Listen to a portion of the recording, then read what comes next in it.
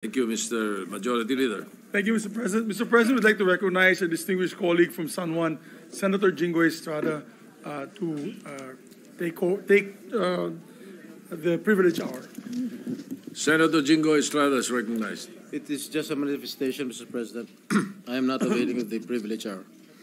Mr. President, I cannot, in good conscience, let the remarks made earlier by our colleague, Senator Francis Pangilinan, during the Blue Ribbon Committee pass without rebuttal.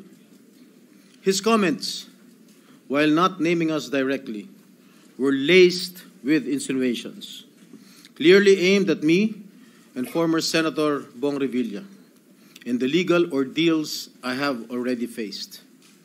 With due respect, such statements are not only unfair, they are malicious and utterly uncalled for. Mr. President, let me put on record. Hinarap ko po ang mga kasong isinampa sa akin. Dumaan ako sa mahabang panahon ng paglilitis, pagkakakulong, at pati na ang mabigat na stigma na idinulot nito. Hindi lamang sa akin, kundi maging sa mga miyembro ng aking pamilya na taon ding nagtiis ng pangungutya, pangmamaliit, at panghusga. Sa huli, napatunayan na walang sapat na batayan ang mga ipinukol sa akin na mga akusasyon. Hindi ko kailanman nanaisin na pagdaanan nito ng sino man sa aking mga kasamahan dito ngayon. Mr. President, the courts have spoken with finality. To cast doubt on these decisions is not only an insult to me personally, but a dangerous affront to the judiciary. It undermines the very foundation of our justice system and erodes public trust in due process. Ginoong Pangulo, hindi ako tutol sa sinasagawang pagdinig ng Blue Ribbon Committee. Ngunit, hindi ko pahihintulutan na ang kasalukuyang issue ay gamitin upang idikit muli sa akin ang mga maling paratang at sadyang impluwensyahan ang opinyon ng publiko. Ang mga kasong may kinalaman sa PDAF ay naresolba na ng korte matapos ang masusing proseso ng batas. To insinuate otherwise is nothing less than an attempt to rewrite history and to malign the integrity of the judicial process. I urge my colleagues to exercise prudence, fairness, and much of all, respect. I too deserve to be heard and to defend myself, whether in this august chamber or before any court of law.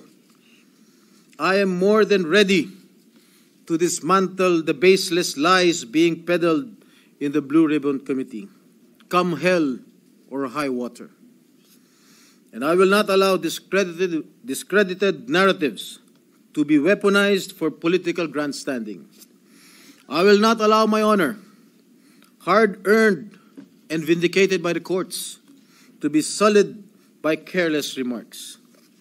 And I hope the committee, the Blue Ribbon Committee, will expunge from the record such malicious and unwarranted remarks that serve no purpose but to malign and mislead.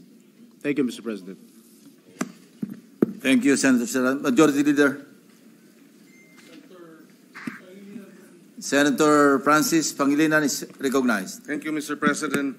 Just a very quick manifestation. For the record, there was no intention of maligning any individual in the manifestation we said earlier during the committee hearing of the Blue Ribbon Committee.